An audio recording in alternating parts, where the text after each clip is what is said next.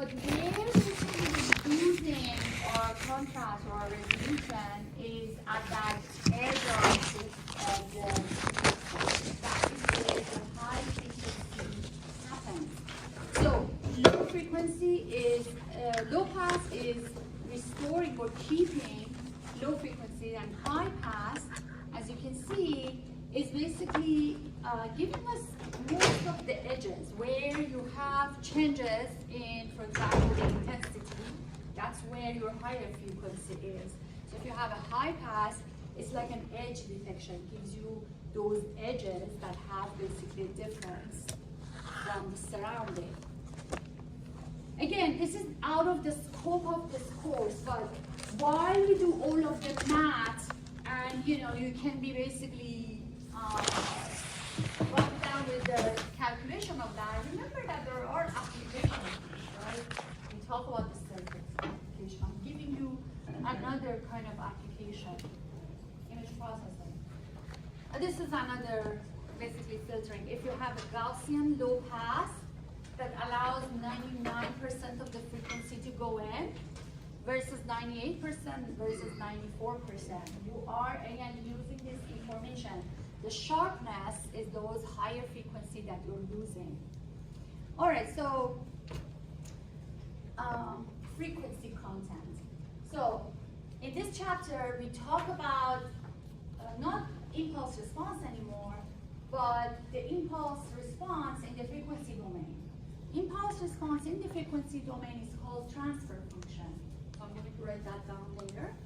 But I just want to show you, again, another application in image processing. So I have an MRI slice of the brain, and if you take this in the Fourier domain, in the frequency domain, the magnitude, the spectrum of that signal, so this is basically the magnitude of H omega. It basically looks like this. Everywhere you have these pixels, and here are the higher frequencies, and here are the lower frequencies.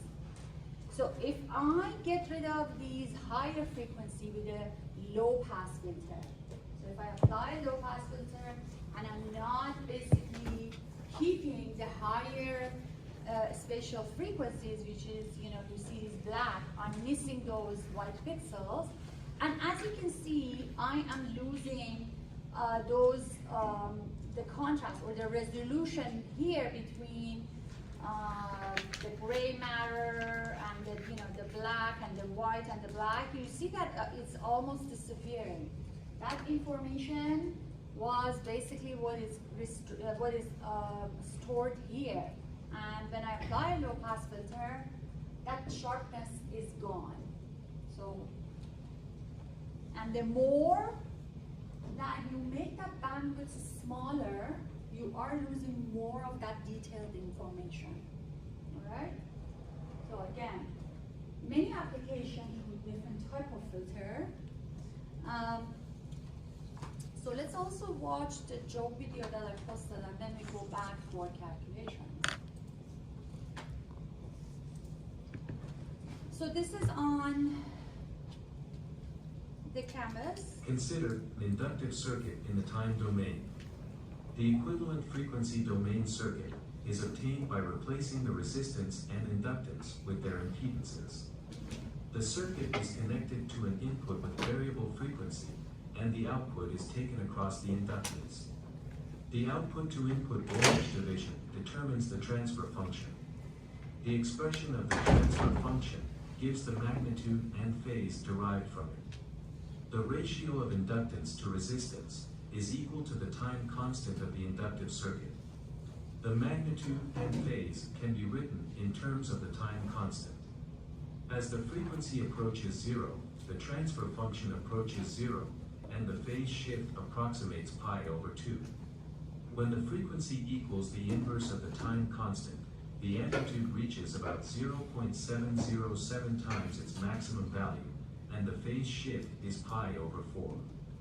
Similarly, at higher frequencies, the transfer function approaches unity, and the phase shift tends to 0. These points, among a few additional ones, depict the frequency response through amplitude, or magnitude, and phase response graphs. So, if you remember, we talk about dB. I'm going to repeat what we learned about dB, but what we need to, in our design, to draw is basically the magnitude, which is the absolute value of the transfer function. Transfer function is the impulse response in the frequency domain. So it's h omega, and then that magnitude is in dB. And we talk about why dB because it's easier to add in dB. And then of course the phase. All right, so let's switch to this. All right, so this is chapter 6. We're talking about transfer function.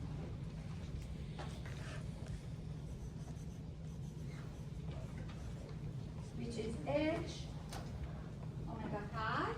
That transfer function is the Fourier transform of h of n.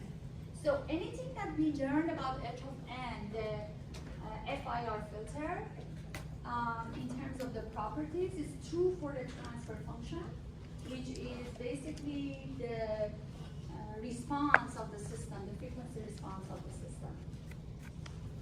So from the difference equation that we had for FIR, we can use that still with the same coefficient. So if you remember, these were the coefficients of the FIR filter. So we can still use that. This is just another representation for that difference equation or for that filter. So the decay, the coefficients are still the same. So this is now the representation in the frequency domain. So it's the same system. So it's that FIR filter. Now it is in the frequency domain because we switched from time to frequency. Right? So if I have, again, the concept of the system, if I have a black box, that black box is my system. That black box can be a circuit. That black box can be an imaging machine. And it performs basically on something when the input is I of t, or it can be, for example, that image. So it can be g of x and y. So this is basically that MRI slice that I was talking about. So the value, the variable is a space variable, x and y. It's not t anymore, right? So any system, we talk about the fact that it can be modeled by an impulse response or a transfer function. And that will give us the output, right? So these are the same. The only difference is that if I have an input and I convolve it, so if output, let's say output is y and input is x of t.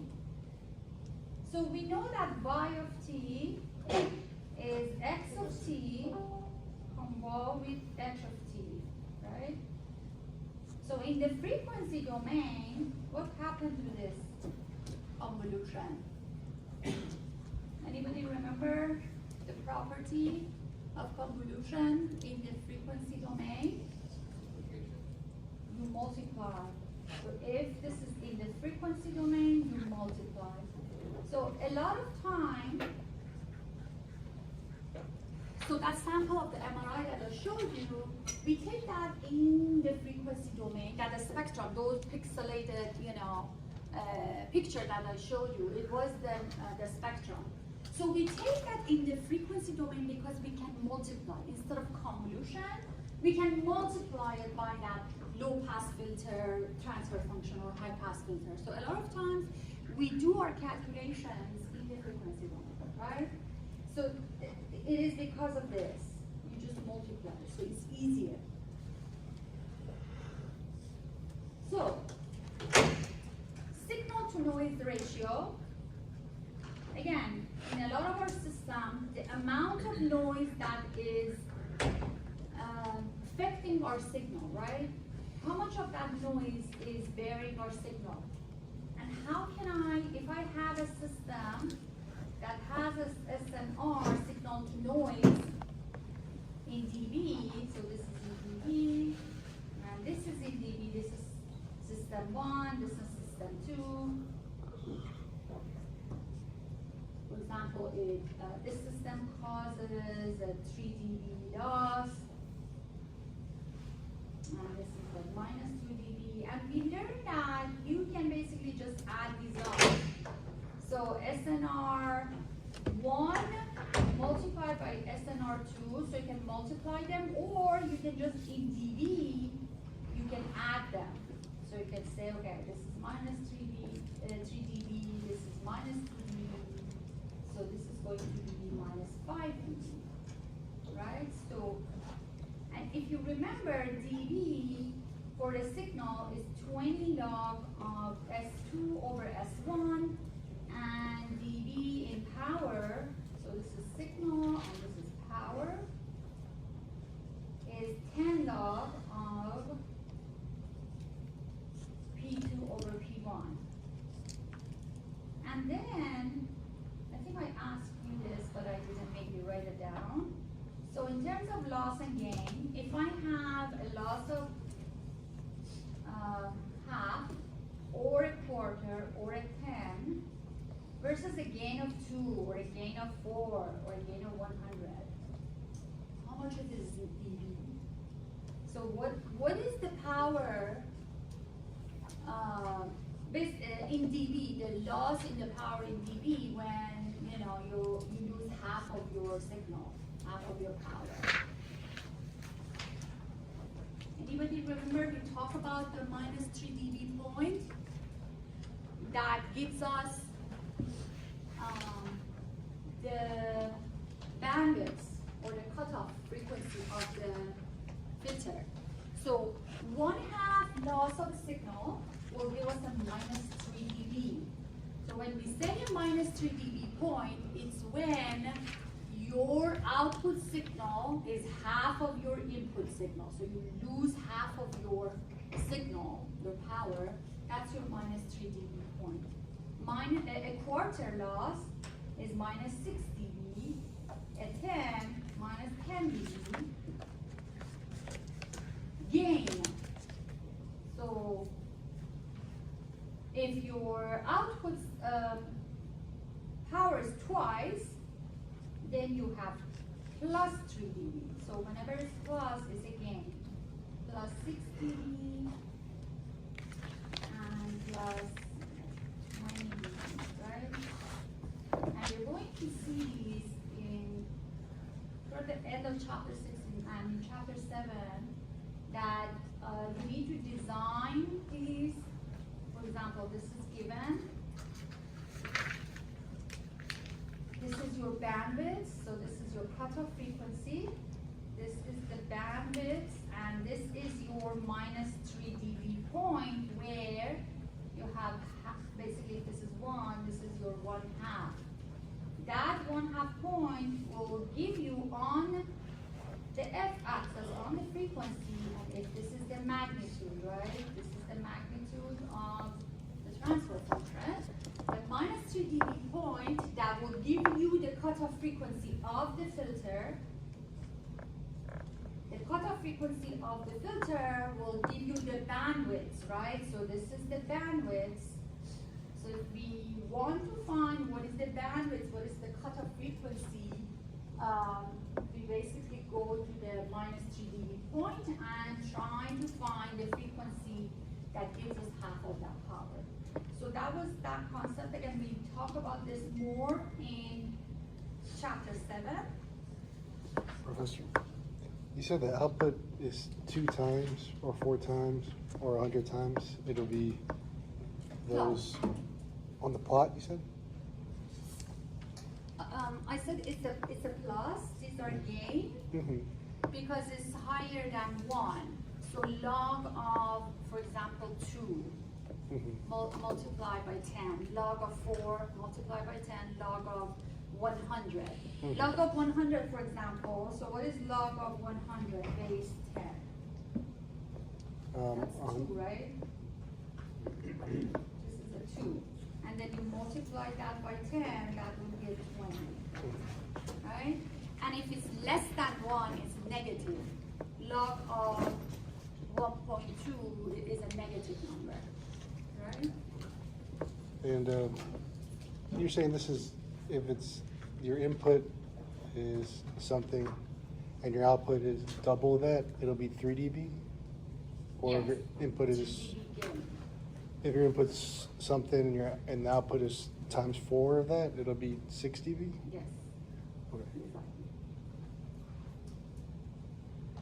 Any other questions? That's an approximation, right? Approximately 3, but not exactly. Yeah, it's 3 0 something. So the reason that we do log, again, is because we can add loss and we can, add gain. It's just easier to do calculations in these.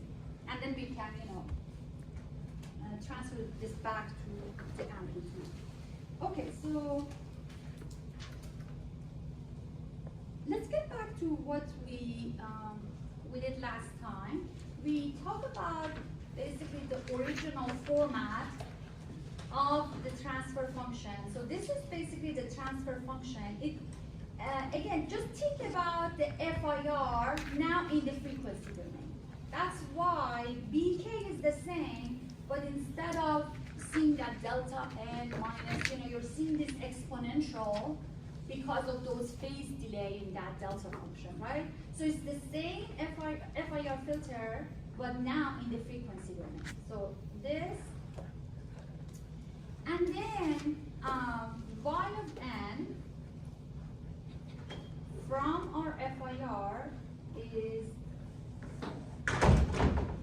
this.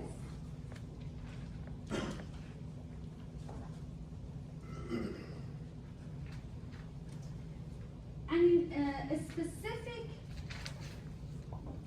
so this is a special case because we are interested in sinusoidal functions, a special case where your input looks like this. So this is not always, this is when your input basically looks like this, a phasor, then my output will be basically my input multiplied by the frequency response at the frequency of the input. We'll do some examples so that you see what I mean. So this is just a special case. You cannot multiply h of omega with the input. The only time that you can do, which is basically every time in chapter 6, is when your input looks like that phasor. So if my input, which is most of, in this textbook, we are dealing with sinusoidal functions. So if I have a phasor like that, then, you can basically plug that back in there, and then you will see that your output will be like this. So this is the special case, and then we can say, all right, so my magnitude of the filter, or the gain of the filter, this is the magnitude, so this is the gain of the filter, is going to be multiplied by A, which is the amplitude of the signal. So this is first part, and then the phase will be added, right? So exponential J. So let me write everything else as red and the filter as green. So exponential J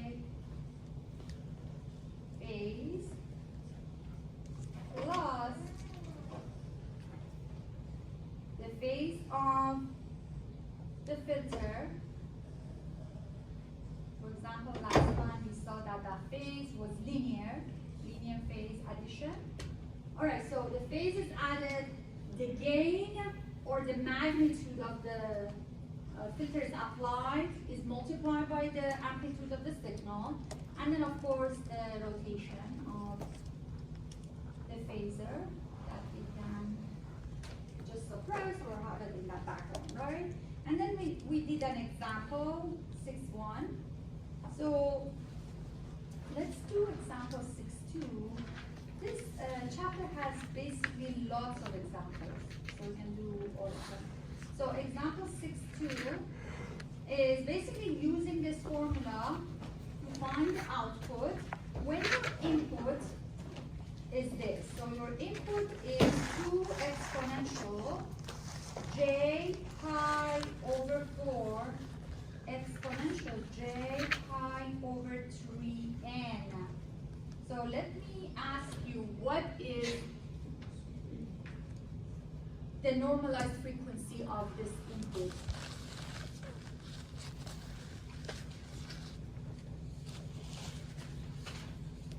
This is chapter 5.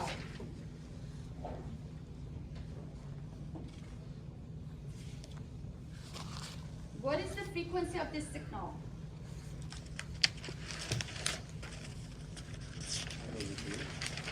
What? Pi over 3. It's pi over 3, right? Right there. So that is your input frequency. All right, so if I can find the amplitude and phase at the input frequency, that is the trick. So it's the output is the magnitude and phase of the transfer function at the frequency of the input multiplied by the input. So what did I say? The output is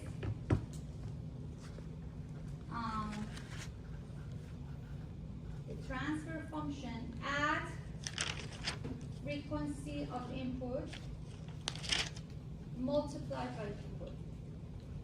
Okay, so if my transfer function is this low pass filter, if you remember, we talked about this low pass filter, exponential minus j omega hat, 2 plus 2 cosine omega hat. So this is your transfer function. If you remember, the amplitude looks like this, and the phase of this looks like that, it's minus omega. So if you want to see the magnitude and phase of this, it is one of the figures.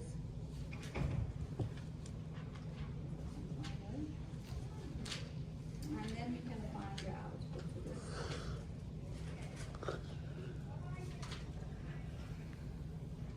Right here.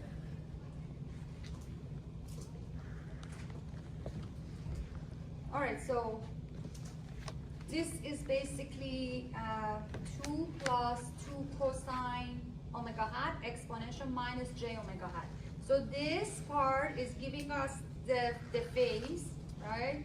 So this is minus omega. As you can see, if this is minus pi over 3, this is the same, right? So this is the slope is the same as slope as minus omega, it's minus 1. And then this is the magnitude or the absolute value of this function, right? So it passes, so what it says, it is basically passing the low frequencies with a gain of 4. So anything that is low frequency in the input signal is multiplied by 4. But as we get closer to higher frequencies, this is, for example, a higher frequency in the signal. as we get to the higher frequency, it is basically reducing, it's not even 1. This is probably 0.1. So it's significantly reducing that frequency, meaning that it doesn't let that frequency to go in. It's cutting it off, right? So a low pass is basically higher gain for lower frequencies. These are lower. And then much lower gain for the higher frequencies. So it's significantly filtering out the higher frequencies. All right, so let's get back. We'll get to these later. Let's get back to 6.2, example 6.2. All right, so now help me find the output. So I need to find the magnitude of this, the transfer function at omega what? Omega hat what? What's the frequency of the input? Pi over 3. So I need to find the magnitude of this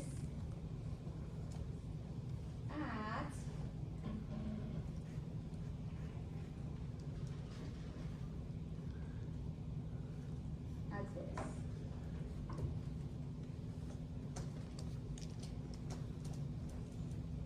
So what is the magnitude of exponential minus j omega? Magnitude of exponential j omega? Don't know. What is this? What is this?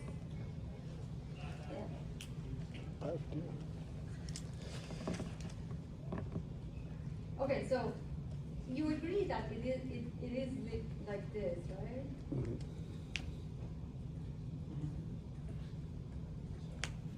So this is 1, right? So this is going to be 2 plus 2 cosine pi over 3, that's 3. And then, so this is the amplitude. And then the phase of h exponential j pi 3, and I should say j pi 3, is minus pi over 3, is minus omega.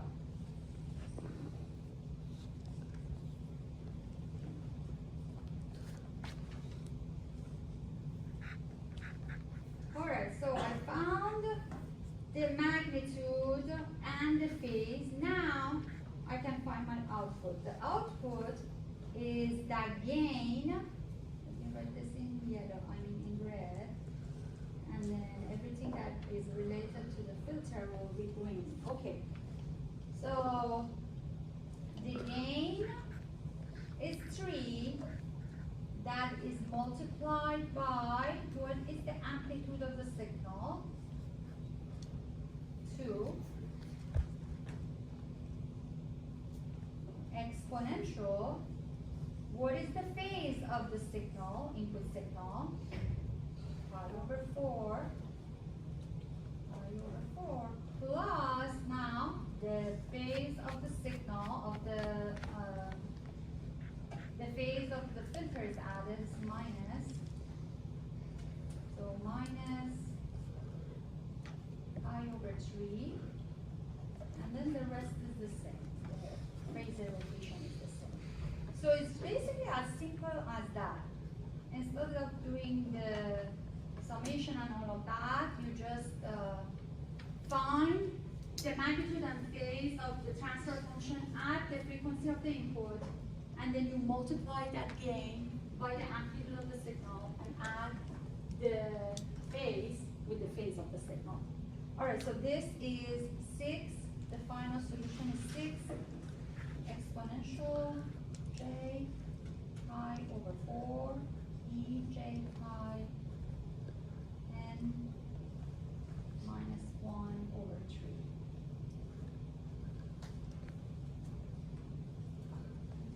So input, so this is basically input multiplied by 3 and shifted, is shifted by 60 degrees. Okay, so let's do example 6.1.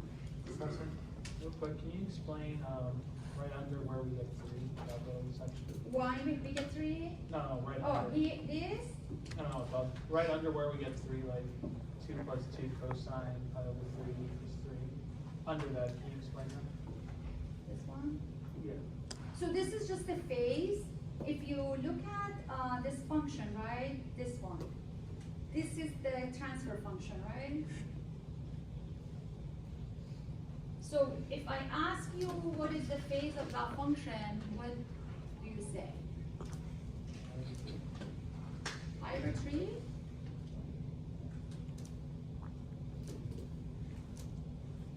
We had this like in the midterm that you just did the magnitude, right? Just the absolute value, the magnitude. But if this is given and then you're asked to find the phase,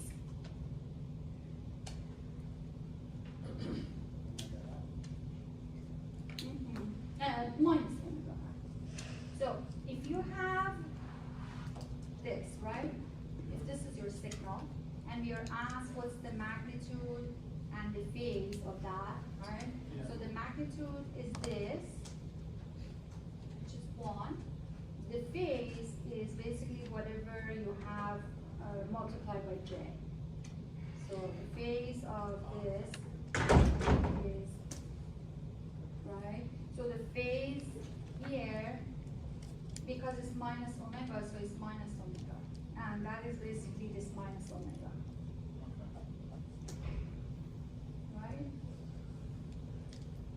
And it is minus omega, but I am finding that response at pi over 3, because that is the frequency of the input. And this is the phase shift, the amount of phase shift that my output will experience. Okay, let's do exercise 6.1. All right, so I have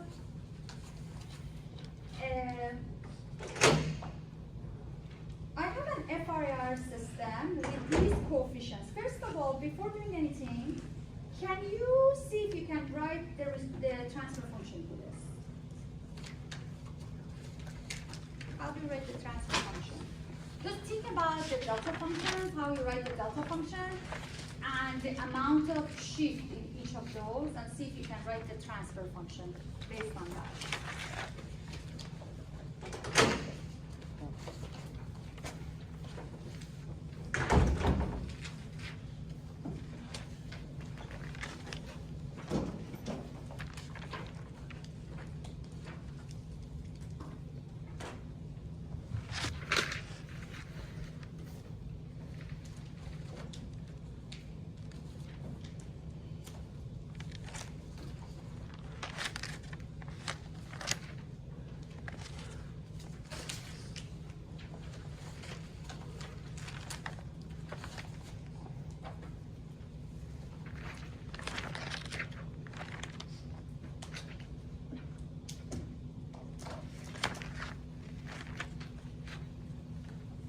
Okay, so let's read it together. H E J omega equals to, first of all, how many pairs? 1, 2, 3, 4, 5, right? Okay, so now help me write it. What's the first one? Are we doing the summation or the Summation. summation? Okay. Just think about, again, whatever you feel comfortable, just think about that summation of the delta functions that are shifted, and those delta functions will give you the phase shift of exponential minus j omega. Or just use that summation that they give you at the beginning of the... Okay, what is the first one? 1, frequency 0. Minus 2, then what? Negative j. That's our basically that's our phase shift by, it's delta n minus one, right? Delta n minus one will give you in the frequency domain a shift of minus j omega half, right? That's where it comes from. Okay, what's the next one? There's 4 2. Exactly. Plus the next one minus 2 3, and then the last one plus E plus e negative J 4. That's it. It's as simple as that. As soon as you're given your BK, you should be able to write the transfer function directly. Yes. So is the J that will be instead of the N, I guess, in a sense? So we got negative 1J, negative 2J. Here, this is in the time domain, this is in the frequency domain.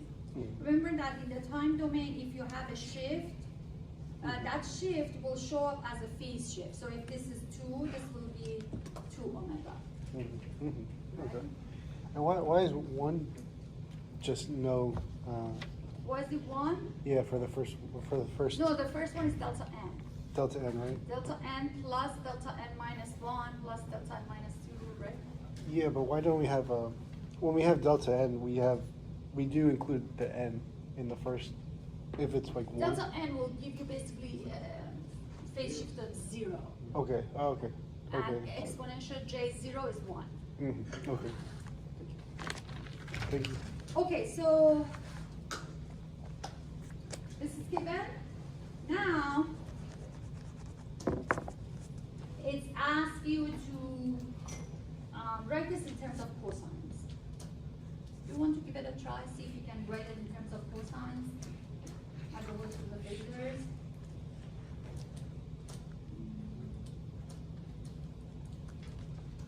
So just factor out 1 exponential minus j2 omega hat and see what you get.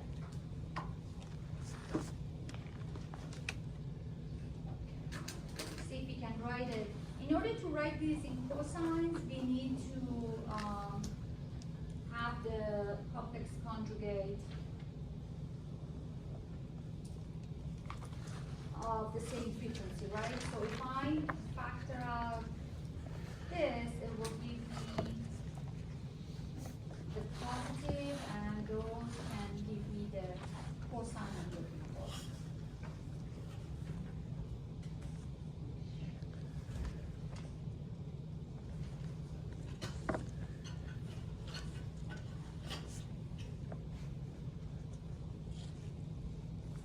Okay, so I can group these as this one, and this one is going to give me 1 cosine, and this one and this one is going to give me another cosine. So this will, so knowing that exponential j2 omega hat plus exponential minus j2 omega hat is 2 cosine 2 omega hat, therefore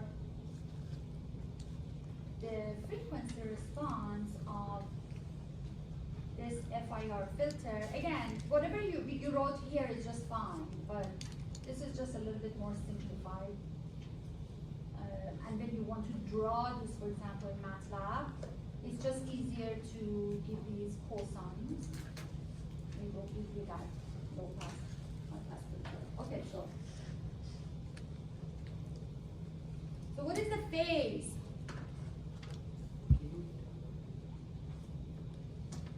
Why did we factor out that number specifically? It's not that, it's a number specifically. In order to make these symmetric, right? I want to make it symmetric so that I have a positive and I have a negative. So there's a minus omega, there's a minus 2 omega, a minus 3 omega, and a minus 4 omega. All of them are minus, So in order to just, and it may not work out. You can, factor out 1 minus j omega, or you can factor out, like minus j2 omega, and see if they become symmetric like this. And then if it becomes symmetric, it will be a cosine. All right, so this is basically, my question was, what is the magnitude and what's the phase of this transfer function? Because again, in your homework, you will see that you need to draw the magnitude in dB and the phase. Magnitude, the phase. High pass, low pass. All right, so what is the phase? What is the phase? This is the time to learn, you know. Okay, it's correct, but not the right sign. Negative. Negative 2 omega. So the phase of this transfer function is negative 2 omega, right? So how do I draw this?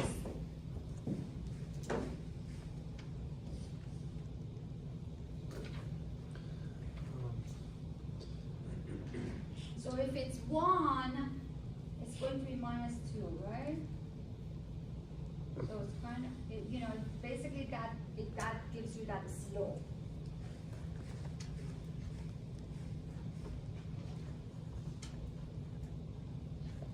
And it's negative.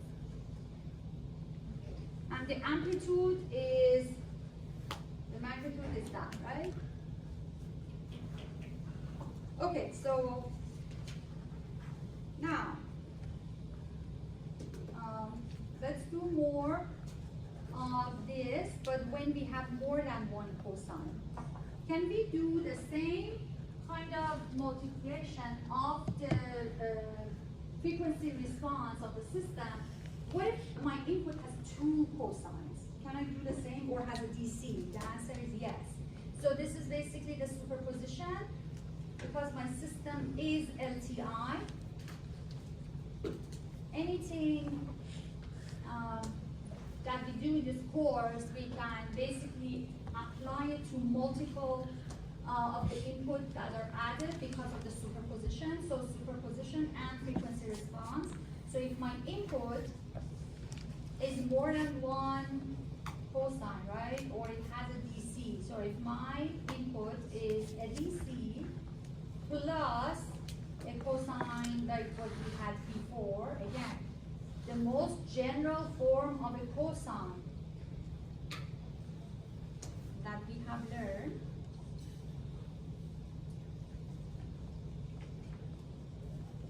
so the frequencies are 0, omega 1 hat, and minus omega 1 hat. If I write this in terms of phasors, another representation, I want to write this in terms of phasor because if you remember we said if x of n is a exponential j omega n, it looks like that phasor, so I want to make this look like that phasor that we had. So it's a naught exponential j 0. So 0 is this frequency of that DC, right? And so that's basically the first phasor for the DC, plus the second phasor is A1 over 2. This is the phasor representation of that cosine, J omega 1 n plus A1 over 2, the complex conjugate.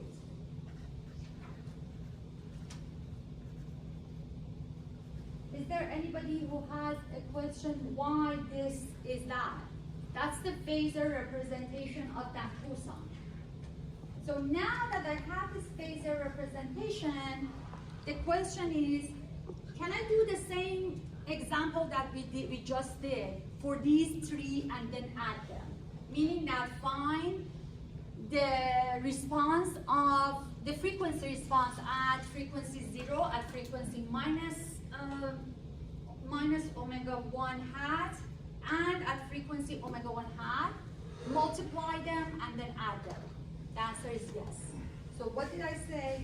I said yn in this case can be still written as h at frequency of 0 multiplied by the DC. So this is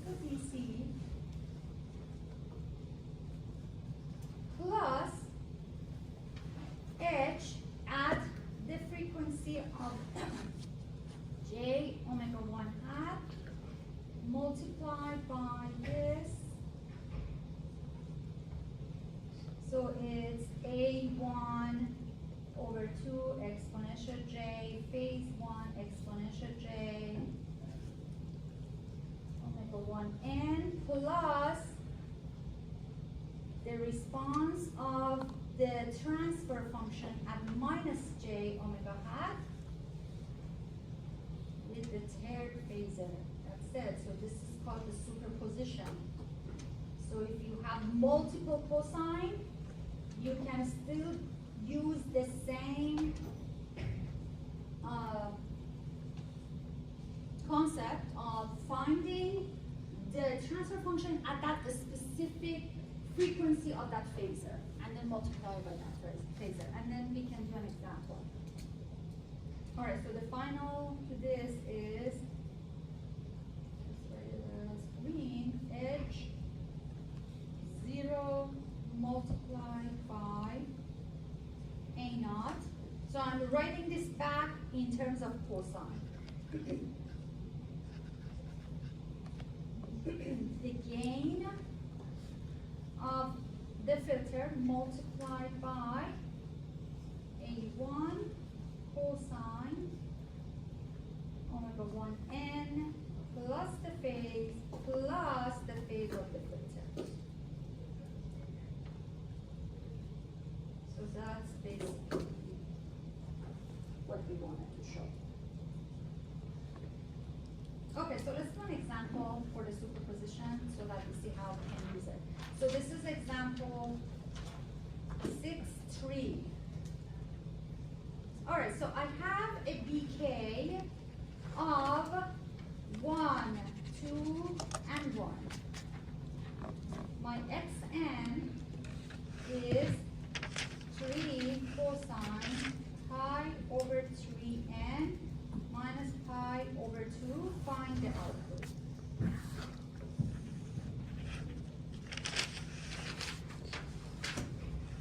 Okay, can you guys, give you maybe a minute, try to find the transfer function based on the BK.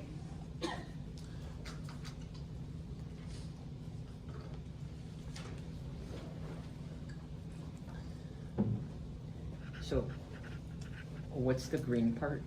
The green part is coming from the transfer function. The red part is the input. So we are saying that you can just directly multiply the transfer function with the input, provided that the transfer function response is at the frequency of the input, and provided that the input is a phasor.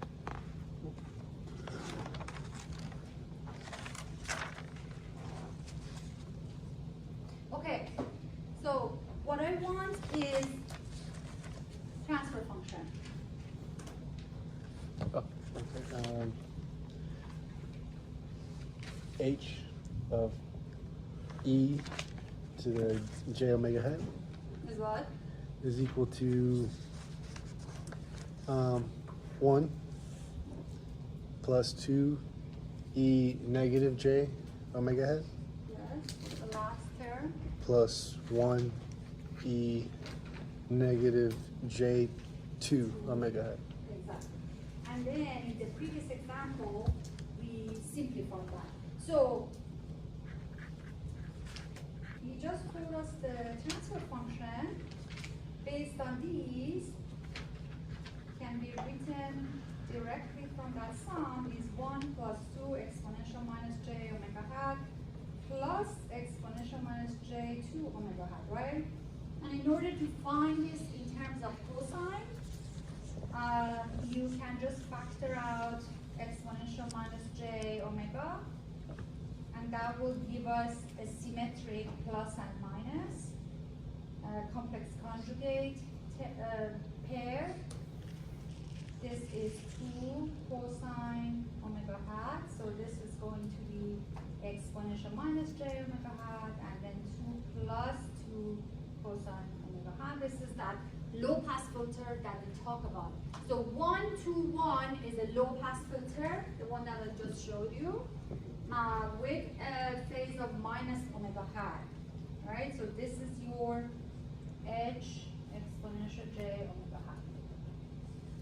That's our low pass filter. Okay, so now the question was,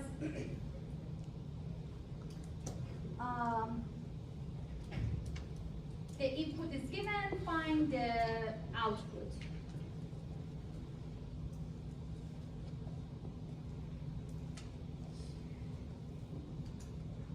Okay, so how can I find the output?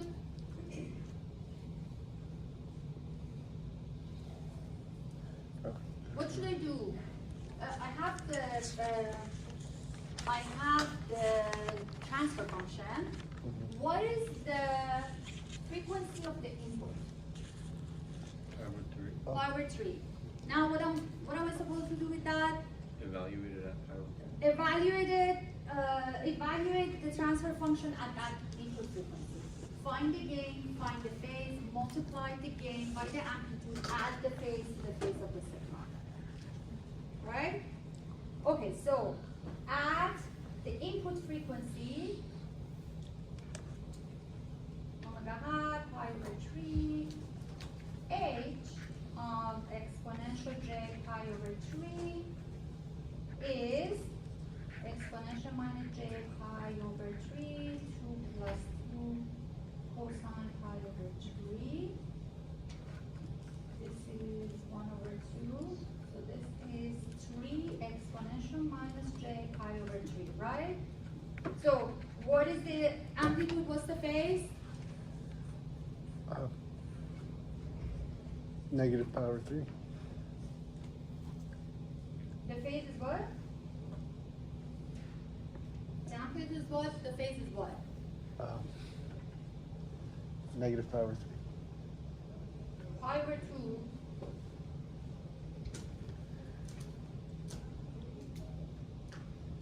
Did somebody tell me that you guys know the amplitude and phase of this? We are after the midterm, hopefully we know. What is the amplitude of 3 exponential j pi over 3?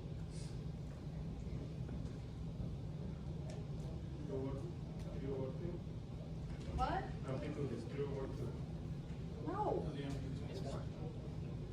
3. The amplitude is 3. So this equals to this multiplied by this. The amplitude of exponential j something is always 1. Why? Because it's a cosine plus j sine. Why? Because it's a square root of cosine square plus sine square is 1. So this amplitude is always 1. Exponential j, whatever, is always at 1. So you don't have to care about it. So it's a 3. And the phase is whatever is basically multiplied by j. So that is the phase, and that's the amplitude, right? Okay, so the output, okay, you guys tell me what the output is. What is the output? X of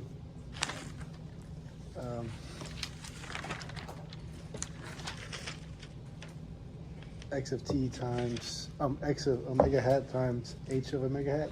Okay, give me the numbers so that I can write it. So the gain, what is the gain? Oh. What's the gain of this filter? Is it, would it be, is of, 3. The gain is the magnitude. Remember, the magnitude is the gain. Okay, so it's 3 multiplied. What is the amplitude of the signal? 3. So it's 3 multiplied by 3. So it's 9, right? And then cosine pi over n minus pi over 2, and then what should I add? In the phase. The phase of the filter. The negative pi over 3. Exactly. That's it. That's your output. So it is 9. So you can basically solve now 9 most of the questions in this chapter, now that you learn the superposition and this. All right, so that's the output. Professor, Yeah. you have the amplitude at 3, right? But then he said it's a gain of 3, but wouldn't that be the amplitude or? Yeah, Yes, that's the gain. That's what the gain means. So I could just say whatever the amplitude is, I multiply it By by two. by By that gain. by that gain. Okay. That's it. Okay. Where did the n-1 come from? The n-1. Oh, wait a second. Did I write this correctly? No.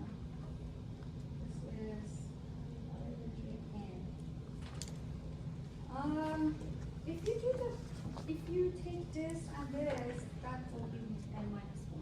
Oh, okay. I didn't see that. I had a typo there, that's why. Where? Right there. This one's 5/3. After the typo. Also, real quick, where did we get the pi n/3 then? This one, Yeah. It No, the first one. the first one is the input. The input frequency. Oh, I see. Okay, now, let's do one more and then we continue next time. So this is the superposition again. 3 sinusoidal function. Again, as I said, this chapter is just example after example, which is a good thing. So this is example 6.4, and now I have 3 sinusoidal function. I want you to find the output.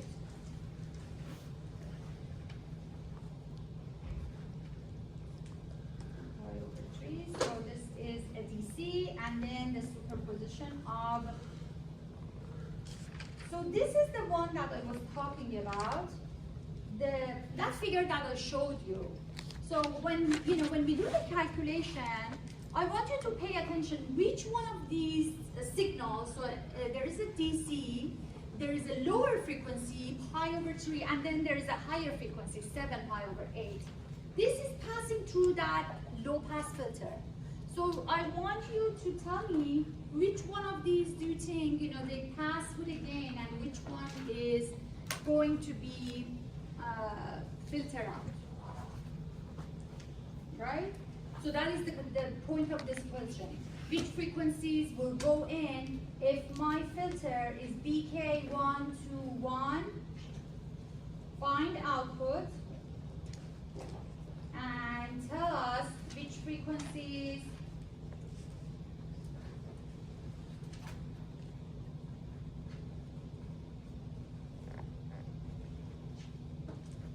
pass through, maybe even with a gain, and which ones are filtered out.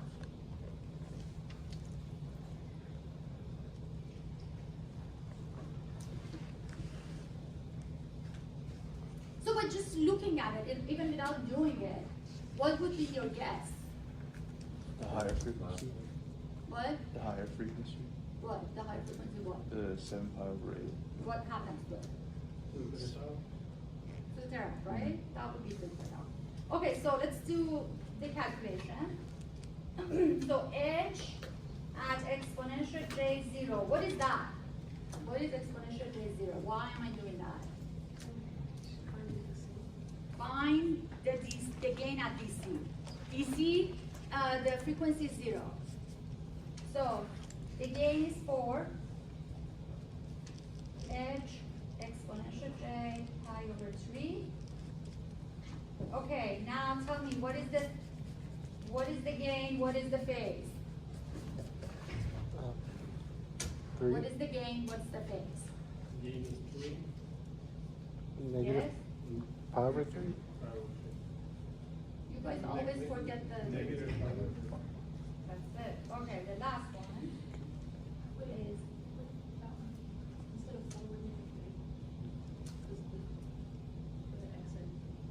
Oh, because I wrote the xn wrong. Sorry. Thank you. This is 4. so the last one is the response at the highest frequency. Close to the pi at the edge. And that, look at that. What do you think the gain would be? Do you think it would be like 1, 2, 3, less than 1?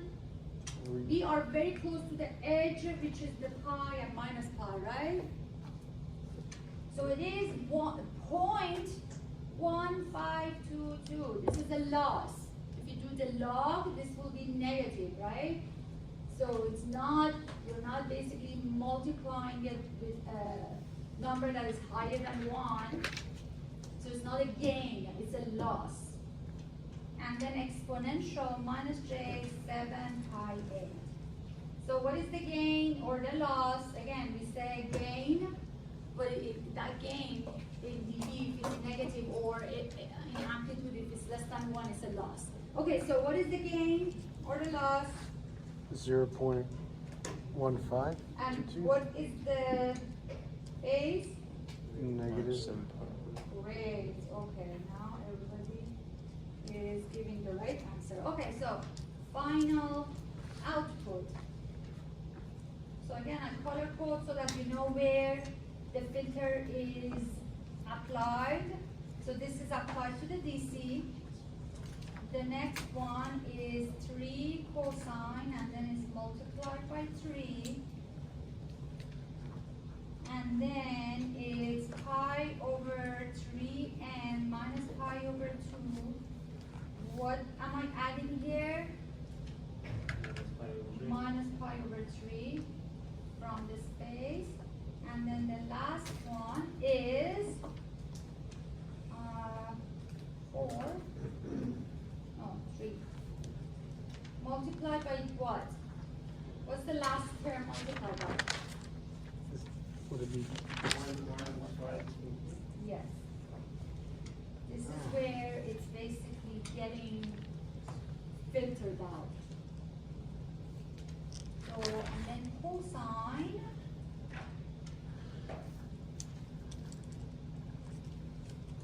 Seven pi 8n minus 7 pi 8.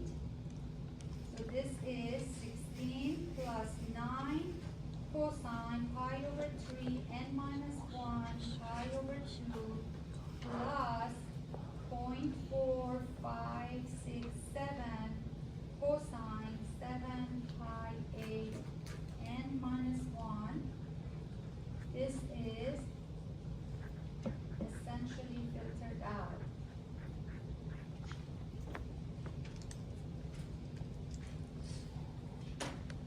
Okay, so, and I think you can see these exact numbers in that figure again.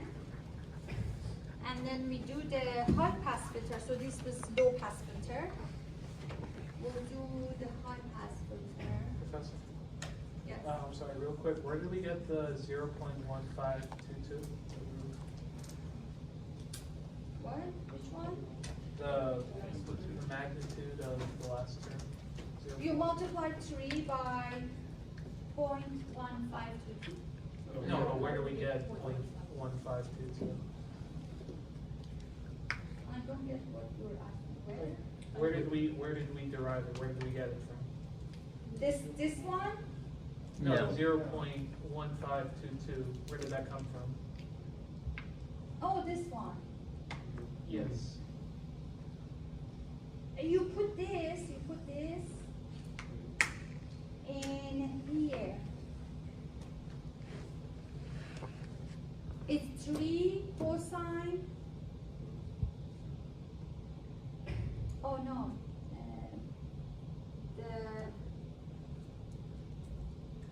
The response of the system. I forgot to write that. Or did I write this? Yeah, I did. It's right here. It's right here. So it's the response of this at 7 pi 8. Response of that. So we just plug it into. You just plug it in and it will be 0.15. We'll be plugging them all in? Yes. just to verify? No, plug 7.58 to all of it, like exponential minus j 7 pi 8 multiplied by 2 plus 2 cosine 7 pi over 8. That should give you 0.152. But why do we do it for 7 pi? Because over the 8? frequency of the input, the third input, remember this is superposition, Yeah. right? So this is superposition. We have the addition of 3 different terms. The first one is the frequency of 0. The second one is the frequency of pi over 3. The third one is the frequency of 7 pi over 8. So for each one, you need to find the transfer function response at the frequency of that input. So the first one is 0, so I found the response at 0.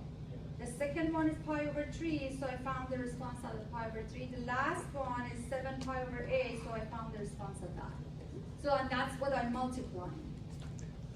And that's because it's a low-pass filter. With the last one, we were concerned about because it's a high frequency. Yeah, because again, you know, if you look at this one, look at this. So this is the response, and look at these frequencies. This is that 0.4, and then this is the DC 4. This is pi over 3, so it is still higher than 1. So at these frequencies, it is boosting that filter, that frequency. For example, if it's an eye or if it's, you know, like a hair, again, that can cause that specific frequency. And then the 7 pi over 8, which is very close to cutoff, right, is almost filtered. We can say that this, you know, this is non-existent. So small that it is not going through. It's a loss of, if the amplitude is 1, now the amplitude is 0.4. So it's very small. And that line that you drew with your pen, that's 1? Is that what you're trying to, What? on the first graph? Okay. You drew a line across it. I just, That's 1? this is the bandwidth. Yeah. Okay, good. It's like, you know, from here to here. That's the cutoff there. So, That's the cutoff, but you can also say this is the cutoff because it's so small. Okay. So that is filtered out. So 7 pi over 8 is filtered out, and the rest will go through. So next time we're going to do a high pass filter. So the same idea with the high pass filter. Let me, if I can just show you how a high pass filter looks like, and then we also talk about the. So this is basically a high pass filter. So this is exactly the opposite. The high pass filter will decrease the amplitude at lower frequencies. So as you can see, it basically forced the 0 frequency amplitude to go to 0. So it is removing the DC, right? So if you have a DC and you have a high pass filter, it goes to 0. And we will see how. So this is a high pass. And it is, you know, the higher frequencies that are close to pi is boosted here, for example, by a 2. All right? And we'll see the effect of these on images toward the end of the chapter as well. So don't forget that your homework, your math lab is due this week. You don't have a homework from this chapter until we're halfway through. Your homework from this chapter is due next week. The other thing that I wanted to ask you, because somebody asked about the midterm grade, on the canvas they're just the raw, you know, grade. But then I submitted that to the banner. Do you guys see the banner, the letter grades? In the student records? Yes. Yeah, I don't know where you see that. The student records, is that where you see it? So, okay, so you see that for your midterms, right? Okay, so I just want. Also, like not on the canvas, like on the. Yeah, because the canvas is the raw one. The one that I care is that letter grade, which is on the student what record? Could you? The curve you showed before was like 195, like whatever. Yeah, it was like an estimate, you know, but it is in your letter grade in the student record. Could you put the last